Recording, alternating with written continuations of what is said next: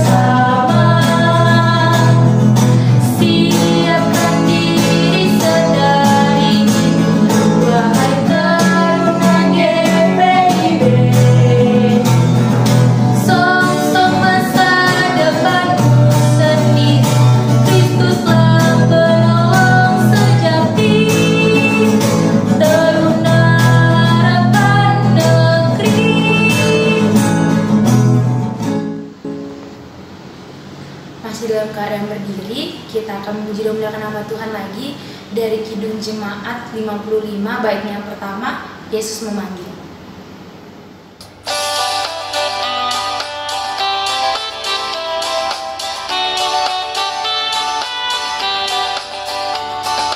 Yesus memanggil, mari segera ikutlah jalan selamat bakal. Jangan sesat, dengar sabdanya, hai marilah segera. Sungguh nanti kita akan senang, bebas dosa hati pun tentram, bersama Yesus dalam terang, di rumah yang kekal. Adik-adik, mari kita bersatu di dalam doa. Allah Bapa kami berkata dalam kerajaan surga, terima kasih ya Bapa untuk kasih setiamu dalam kehidupan kami ya Bapa. Terima kasih Engkau memberkati kami, Engkau menyertai kami dalam kehidupan kami saat ini ya Bapa. Pada hari ini kami kembali lagi ke hadapan-Mu ya Tuhan untuk beribadah kepadamu, memuji dan memuliakan nama-Mu ya Bapa, walaupun masih secara online ya Tuhan. Tapi biarlah Bapa tidak mengurangi rasa sukacita kami, rasa syukur kami kepadamu ya Tuhan. Berkati ibadah kami pada pagi hari ini ya Tuhan, dari awal pertengahan hingga akhirnya Bapa. Biarlah setiap firman yang boleh kami dengar pada pagi hari ini dapat kami terapkan dalam kehidupan kami sehari-hari, dan kami dapat menjadi berkat di lingkungan kami sehari-hari. Terima kasih Tuhan, kami serahkan seluruhnya ibadah kami ke dalam nama-Mu. Dalam nama Tuhan Yesus kami telah berdoa dan mengucap syukur. Amin. Adik-adik, kita akan baca Mazmur Pujian yang terambil dari Mazmur 119 ayat yang pertama sampai ayat yang ke-8. Kita akan bacanya bersama-sama. Bahagianya orang yang hidup menurut Taurat Tuhan. Berbahagialah orang-orang yang hidupnya tidak bercela, yang hidup menurut Taurat Tuhan. Berbahagialah orang-orang yang memegang peringatan-peringatannya, yang mencari Dia dengan segenap hati, yang juga tidak melakukan kejahatan, tetapi yang hidup menurut jalan-jalan yang ditunjukkannya. Engkau sendiri telah menyampaikan titah-titah-Mu supaya dipegang dengan sungguh-sungguh. Sekiranya hidupku tentu untuk berpegang pada ketetapan-Mu, maka aku tidak akan mendapat malu apabila aku mengamat-ngamati segala perintah-Mu. Aku akan bersyukur kepadamu dengan hati jujur, Apabila aku belajar hukum-hukum-Mu yang adil, aku akan berpegang pada ketetapan-ketetapan-Mu. Janganlah tinggalkan aku sama sekali. Adik-adik dipersilakan duduk. Kita akan memuji Tuhan kembali dari Gita Bakti 50, Perubahan Ajaib.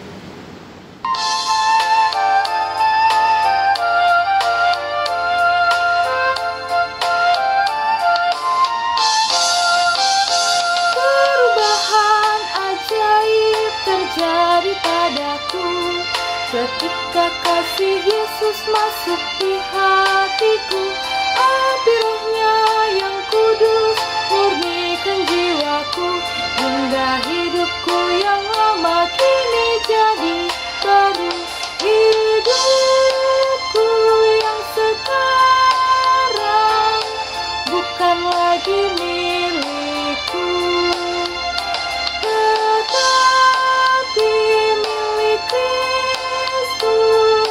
yang mengubah hidupku. Aku ingin selalu tetap di jalannya dan menjadi saksi Kristus kini dan selamanya.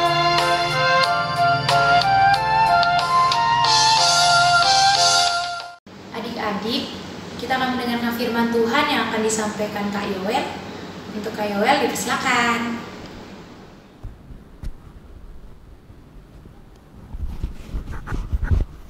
Selamat pagi adik-adik, selamat hari Minggu ya. Senang sekali hari Minggu ini kita masih bisa melaksanakan ibadah hari Minggu Persekutuan Taruna. Adik-adik yang dikasih Tuhan, tadi kan kita sudah memuji dan memuliakan nama Tuhan melalui pujian dan lagu yang kita bawakan. Saat ini kita akan mendengarkan, membaca dan memahami firman Tuhan. Tapi sebelum itu, mari kita persiapkan Alkitab kita. Kita buka Alkitab kita dari Kitab Yesaya pasal 35 ayat 1 sampai 10. Kitab Yesaya pasal 35 ayat 1 sampai 10. Adik-adik sudah dipersiapkan? Sebelum kita membaca, mari kita berdoa. Mari kita satu dalam doa. Ya Tuhan Sumber Rahmani, saat ini kami ingin membaca, mendengarkan dan memahami firman-Mu ya Tuhan. Kiranya Engkau memberkati kami. Ya Tuhan, Engkau juga memberkati Kak Yoel yang akan menyampaikan firman Tuhan hari ini.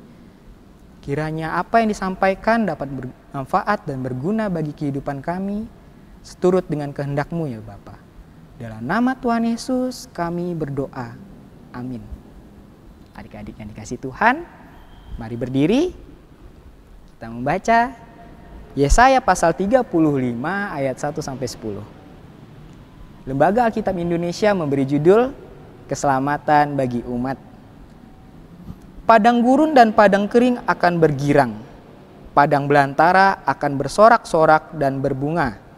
Seperti bunga mawar ia akan berbunga lebat, akan bersorak-sorak. Ya, bersorak-sorak dan bersorak-sorai. Kemuliaan Libanon akan diberikan kepadanya. Semarak Karmel dan Saron, mereka itu akan melihat kemuliaan Tuhan, semarak Allah kita. Kuatkanlah tangan yang lemah lesu dan teguhkanlah lutut yang goyah. Katakanlah kepada orang-orang yang tawar hati, kuatkanlah hati, janganlah takut. Lihatlah, Allahmu akan datang dengan pembalasan. Dan dengan ganjaran Allah, ia sendiri datang menyelamatkan kamu. Pada waktu itu, mata orang-orang buta akan dicelikkan dan telinga orang-orang tuli akan dibuka. Pada waktu itu orang-orang lumpuh akan melompat seperti rusa dan mulut orang bisu akan bersorak-sorai. Sebab mata air memancar di padang gurun dan sungai di padang belantara. Tanah pasir akan hangat, tanah pasir yang hangat akan menjadi kolam dan tanah kersang menjadi sumber-sumber air. Di tempat serigala berbaring akan tumbuh tebu dan pandan. Di situ akan ada jalan raya yang akan disebutkan Jalan Kudus. Orang yang tidak tahir tidak akan melintasinya, dan orang-orang pandir tidak akan mengembara di atasnya.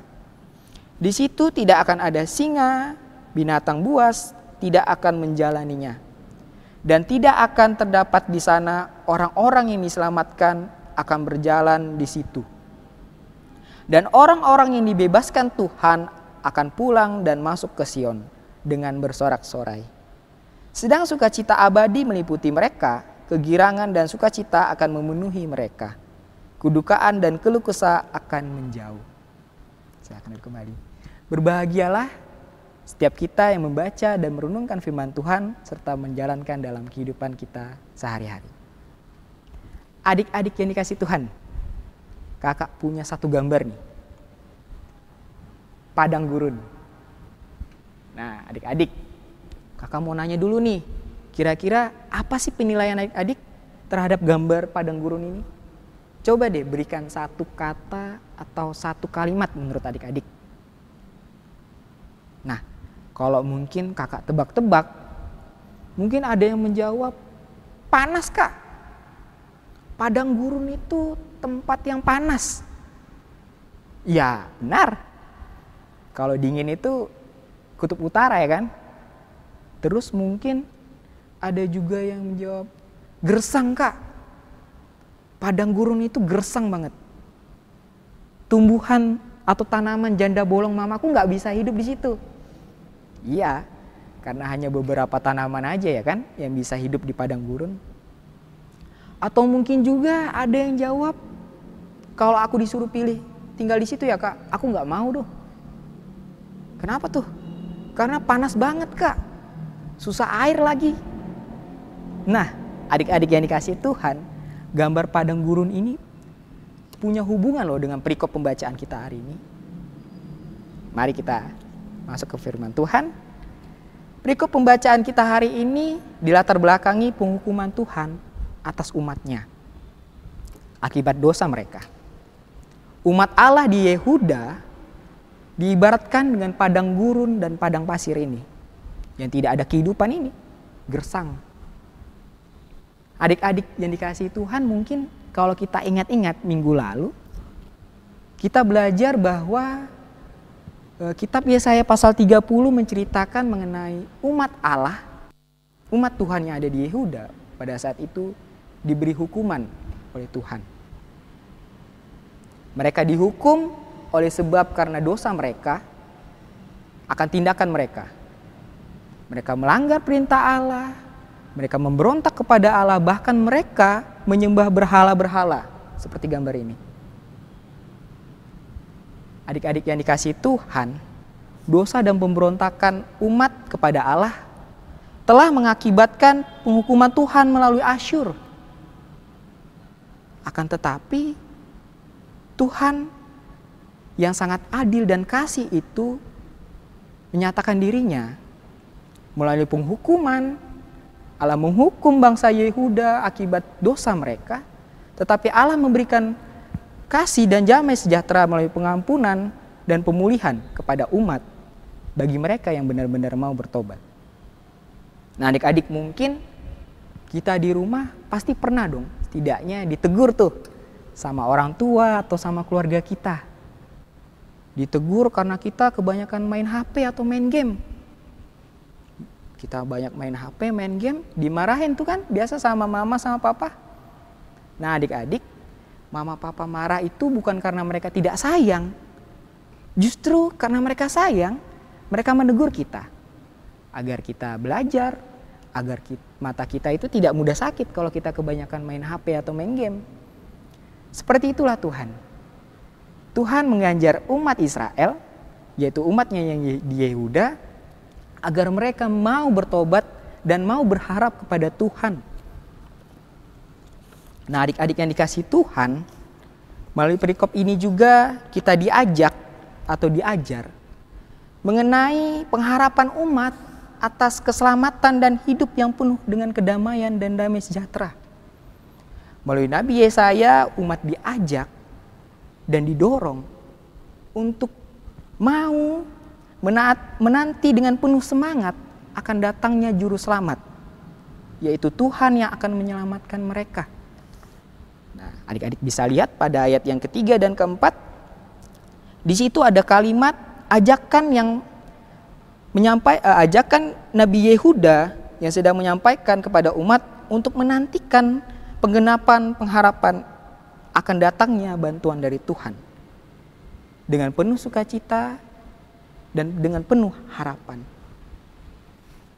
Pengharapan umat akan pembebasan, pengampunan, dan pemulihan akibat dari dosa mereka. Dengan adanya pengharapan tentang pemulihan atas Yehuda, maka akan ada sukacita serta damai sejahtera yang dirasakan umat pada saat itu, adik-adik. Karena Tuhan sendiri yang akan menghapus dosa dan pemberontakan umatnya. Tuhan sendirilah yang akan menebus dan menyatakan umatnya agar mereka dapat bersorak-sorai. Adik-adik yang kasih Tuhan, kakak punya satu cerita nih. Ada cerita seorang pemuda atau seorang remaja bernama Tono. Adik-adik bisa lihat? Ya. Tono, jadi gini adik-adik. Tono kira-kira usianya itu sekitar 16 atau 17 tahun. Mungkin kalau dikira-kira dia sedang duduk di bangku kelas 2 atau kelas 3 SMA.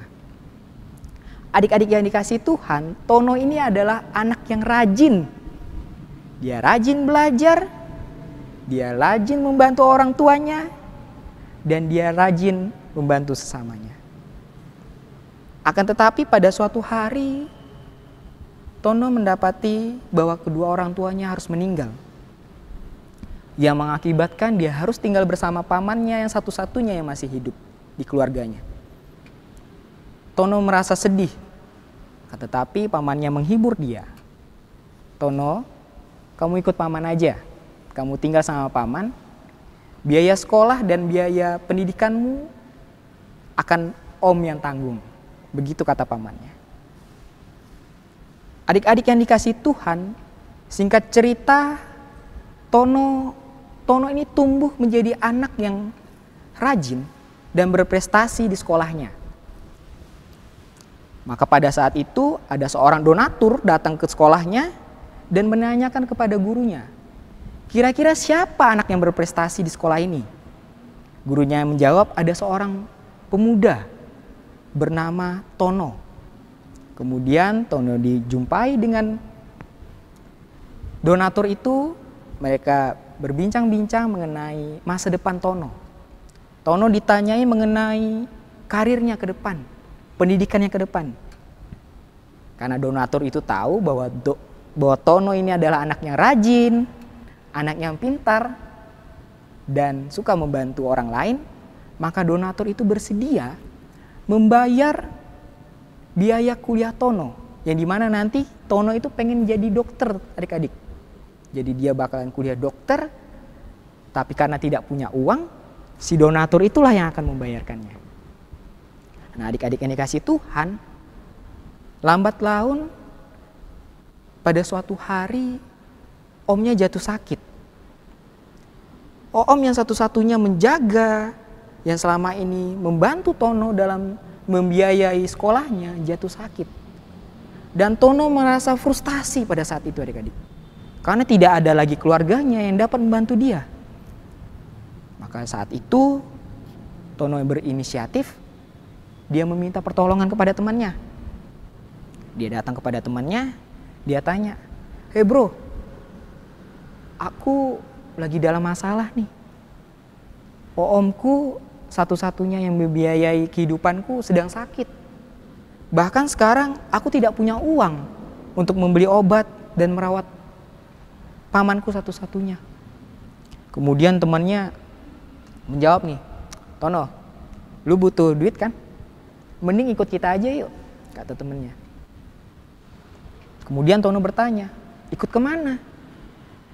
"Lu butuh duit yang instan kan?" kata temannya. Kemudian Tono diajak untuk mencuri helm, adik-adik. Begitu mendengar perkataan temannya, Tono terkejut. "Wah, kenapa kamu menyuruhku atau mengajakku untuk mencuri helm?" Begitu terkejutnya Tono, tetapi temannya berkata lagi, "Lo mau duit nggak? Kalau mau duit, ayo kita curi helm, biar duitnya lu bisa pakai buat berobat paman lu," kata temannya. Mendengar perkataan itu, hati Tono tergoyah. Dia tidak kuat dan dia mengiyakan perkataan temannya. "Ya udah deh, aku ikut aja. Tapi sekali aja ya." Singkat cerita, malam hari tiba, mereka mencuri helm di suatu toko yang pada saat itu memang tidak ada tukang parkirnya. Kemudian mereka berhasil mencuri dan mereka menjualnya. Namun hasil yang didapat Tono tidaklah seberapa. Tono hanya mendapat 1/4 dari bagian mencuri helm itu. Karena itu dia masih merasa frustasi nih adik-adik. Aduh, gimana ya? Uang yang aku peroleh dari hasil ini sedikit sekali. Kemudian dia bertanya lagi kepada temannya, bro, kira-kira ada gak sih pekerjaan yang bisa aku lakukan agar aku tuh mudah dapat uang?" Akhirnya temannya mengajak ke sebuah organisasi, di mana organisasi itu menyuruh Tono untuk mengirim paket adik-adik. Jadi Tono diajak, Tono diperkenalkan dengan ketua organisasi itu, kemudian Tono diminta untuk mengirim paket. Di mana paket itu Tono tidak tahu apa isinya. Nah, singkat cerita, Tono diminta untuk mengantarkan paket itu dan dia pun mengiyakannya. Karena biaya yang dia dapat dari hasil mengantar paket itu lumayan banyak. Pertama kali Tono mengantarkan paket itu dia mendapatkan 500.000. Karena dia mengantarkan paket itu malam-malam, mengakibatkan dia itu jarang sekali belajar adik-adik. Jadi Tono itu sudah beberapa kali mengantar paket yang dia tidak tahu paket itu isinya apa. Nah, singkat cerita, si Tono ini dipanggil gurunya. Karena si Tono dilihat bahwa sudah turun nilainya. Tono juga sudah jarang masuk sekolah. Kemudian Tono diberi skor, diberi hukuman oleh gurunya, tidak masuk seminggu. Mendengar perkataan gurunya itu bukannya sedih, Tono malah gembira. Karena dia bisa mengantarkan paket setiap malamnya. Nah adik-adik, suatu hari Tono merasa penasaran dengan paket yang dikirimnya itu. Kemudian Tono berinisiatif, dia membuka paket itu. Dan ketika dia melihat isinya, dia begitu terkejut. Melihat bahwa paket yang dia bawa selama ini adalah paket narkoba. Begitu terkejutnya dia, akan tetapi di dalam hatinya berkata, "Ah ya sudahlah, toh aku juga butuh uang untuk melakukan hal ini. Lagian kan sudah beberapa kali aku melakukan hal ini, tidak ketahuan sama polisi." Akhirnya malam itu dia memberanikan dirinya, dia mengirim paket kembali. Ketika dia mengirimkan paketnya, apesnya di tengah jalan dia kejeduk sama polisi. Akhirnya dia ketangkap dan dia diminta keterangan mengenai barang yang dibawanya. Si Tono tidak bisa berbohong karena dia sudah tahu paketnya yang dia sudah buka dan polisi tahu bahwa paket itu kebuka. Berarti Tono otomatis sudah tahu isi paket itu adalah narkoba. Nah adik-adik yang dikasih Tuhan, akibat peristiwa itu Tono dipenjara. Di dalam penjara dia makin frustasi. Dia sudah hilang harapan. Bahkan dia marah kepada Tuhan karena Tuhan tidak menolong dia dalam kehidupannya. Di mana juga pada saat Tono di penjara, pamannya sedang sakit dan dia butuh uang serta masa depan cita-citanya hancur. Adik-adik yang dikasih Tuhan, singkat cerita Tono ini bertemu dengan seorang pendeta. Pendeta ini melakukan konseling pastoral sama Tono. Tono diminta untuk bercerita tentang masa lalunya dan bertobat. Akan tetapi waktu itu Tono tidak serta-merta langsung mengiyakan perkataan pendeta. Bahkan dia marah adik-adik. Siapa kamu kok berani-beraninya menyuruh aku bertobat? Berani-beraninya kamu menyuruh aku untuk berharap hanya kepada Allah. Toh saat ini aku dalam kesusahan, dia tidak menolongku. Mendengar perkataan itu, pendeta itu hanya bersabar. Dia tidak kehilangan semangat untuk terus bertemu dengan Tono dan menyampaikan bahwa, Tono, kamu harus bertobat. Kamu harus kembali kepada Allah. Sebab karena ketika kamu kembali kepada Allah, sukacita dan damai sejahtera dapat kamu rasakan. Begitu kira-kira kata pendetanya. Mendengar perkataan itu, Tono tergoyah. Apa benar? Sukacita dan damai sejahtera dapat aku rasakan ketika aku benar-benar bersekutu dan benar-benar memuji Tuhan dalam kehidupanku. Tono pun singkat cerita mulai bertobat.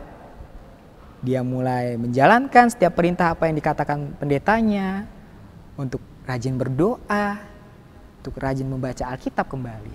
Karena dulu Tono itu anak yang rajin, adik-adik. Dia rajin ke gereja, dia rajin membaca firman Tuhan, akan tetapi dia meninggalkannya. Nah, adik-adik yang dikasih Tuhan, cerita tadi mau kakak ajak adik-adik kepada suatu pemahaman bahwa Tuhan hadir dalam setiap tindakan dan perbuatan kita dalam kehidupan sehari-hari. Akan tetapi, karena kita melanggar perintah Tuhan, terus kita berdosa, kita melakukan pelanggaran, menyebabkan jarak antara kita dan Tuhan itu menjadi jauh. Jarak yang jauh ini mengakibatkan kita tidak dapat mengerti serta tidak dapat merasakan kasih dan damai sejahtera dari Tuhan. Akibatnya, beberapa orang atau banyak orang yang hidup di luar Tuhan tidak dapat merasakan sukacita. Bahkan masa depannya saja dia tidak tahu mau bagaimana. Karena dia mengabaikan hidup bersama Tuhan. Adik-adik yang dikasih Tuhan, poin penting dalam perikop pembacaan kita hari ini adalah dosa dan pemberontakan manusia dapat membuat manusia jauh dari Tuhan. Jauhnya manusia dari Tuhan, maka dia akan mengalami kehidupan yang sembrono. Kehidupan yang dimana dia tidak bisa merasakan cinta kasih Tuhan. Karena dia tidak menyerahkan hidupnya. Karena dia tidak berharap benar-benar dan sungguh-sungguh kepada Tuhan.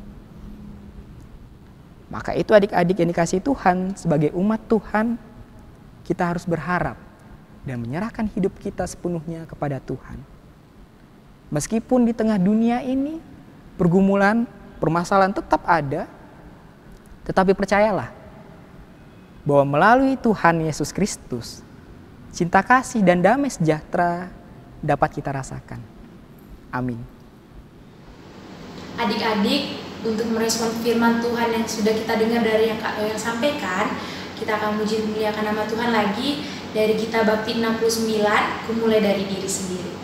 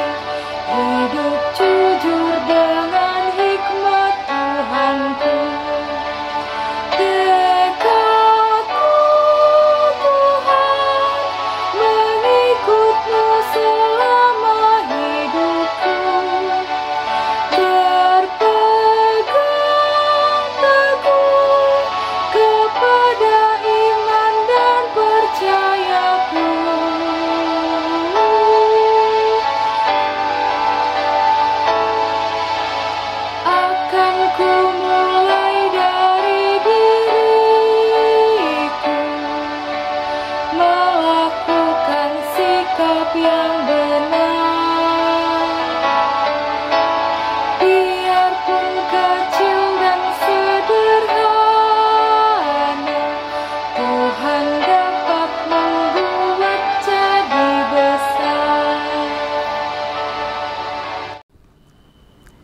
Adik-adik teruna yang dikasih Tuhan, saat ini kita akan masuk ke dalam doa syafaat. Mari kita satukan hati, kita berdoa. Ya Tuhan Yesus yang bertata dalam kerajaan surga, kami mengucap syukur ya Tuhan, hari ini kami dapat melaksanakan ibadah hari Minggu Persekutuan Taruna. Kiranya ya Tuhan, firman yang telah kami dengar dan telah disampaikan dapat kami terapkan dalam kehidupan kami, di mana kami harus bersekutu denganmu dalam kehidupan ini. Sebab sukacita dan damai sejahtera hanya hadir melalui cinta kasih dan pengharapan akan kehadiran Tuhan. Tidak lupa juga Tuhan, kami berdoa untuk gereja kami, Jemaat GPIB Siloam Pontianak. Kiranya Tuhan memberkati kami di sini, memberkati setiap anggota yang sedang bekerja dan bertugas di sini. Lindungi mereka dari mara bahaya ya Tuhan, dari segala penyakit, COVID dan semacamnya. Sehingga gereja ini dapat terus melaksanakan aktivitasnya di tempat. Tidak lupa juga kami berdoa untuk kakak layan PT, dimanapun mereka berada ya Tuhan. Kiranya Engkau memberkati mereka dalam kehidupan mereka.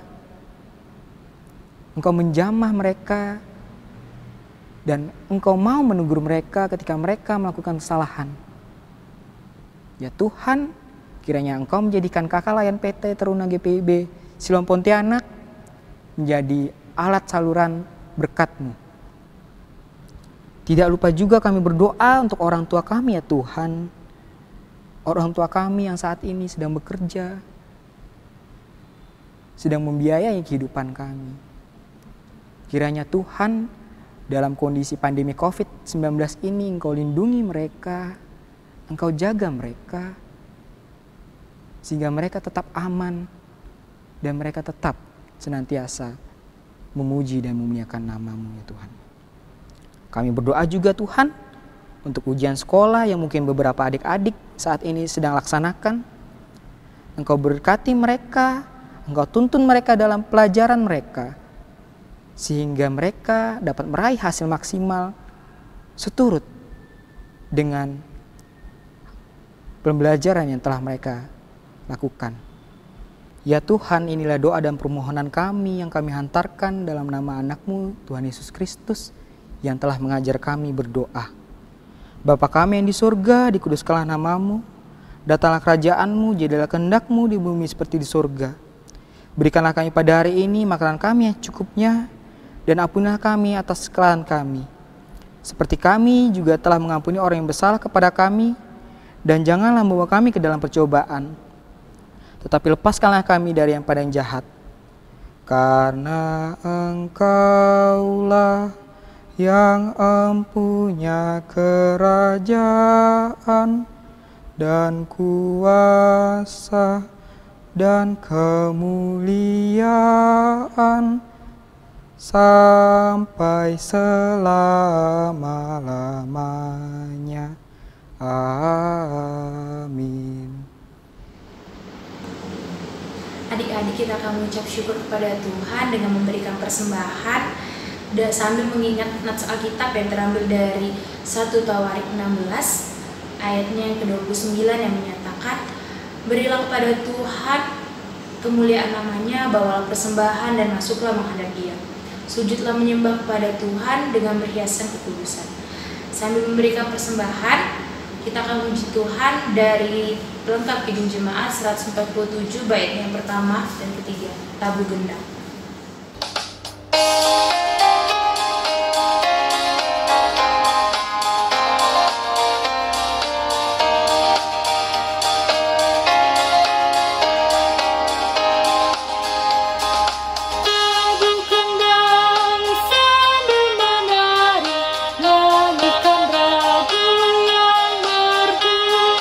Bunyikanlah gendus kecak, mari memuji Allah.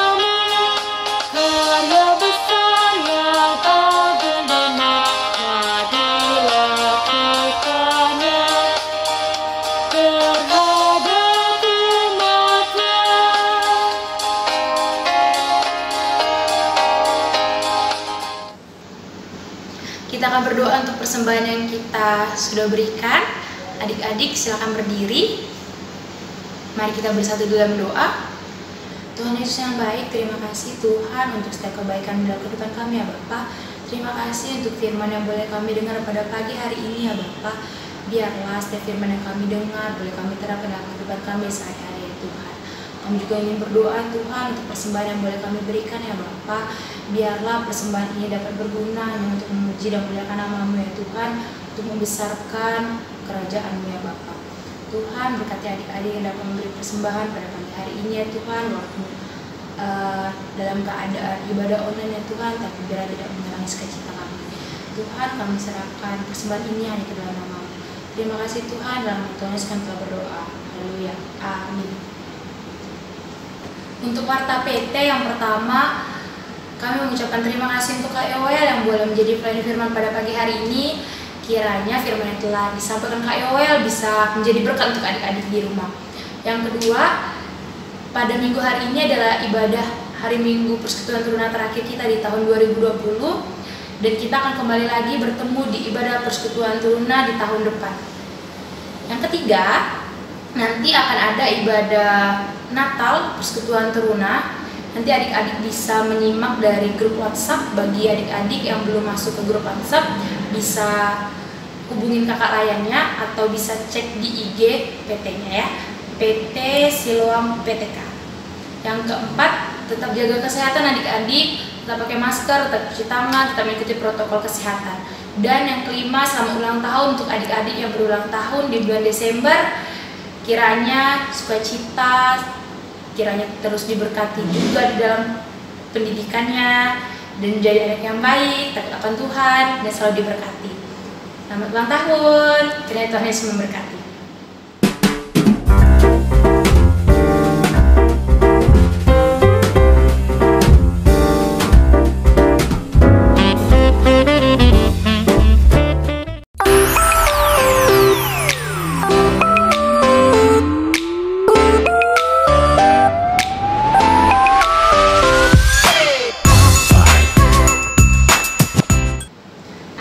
Silakan berdiri, kita akan memuji dan memuliakan nama Tuhan kembali dari pelengkap Kidung Jemaat 182, Ku Utus Kau.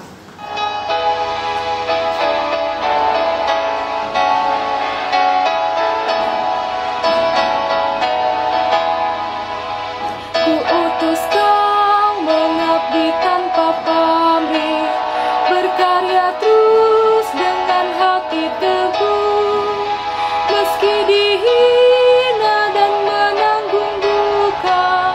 Ku utus kau mengabdi bagiku. Adik-adik yang dikasihi Tuhan, kembali dalam kehidupanmu, lakukanlah yang telah kau dengarkan dan berkatilah sesamamu. Mari kita doa. Tuhan Yesus yang bertata dalam kerajaan surga, terima kasih ya Tuhan, Engkau telah menyertai ibadah kami dari awal, pertengahan hingga akhirnya ya Tuhan. Kiranya firman-Mu yang telah kami dengarkan dapat kami laksanakan dalam kehidupan sehari-hari, yaitu melalui cinta kasih-Mu dan damai sejahtera yang turut hadir ketika kami bersekutu bersama dengan-Mu ya Tuhan. Dengarlah doa dan permintaan kami ini Tuhan, dalam nama-Mu kami berdoa. Amin.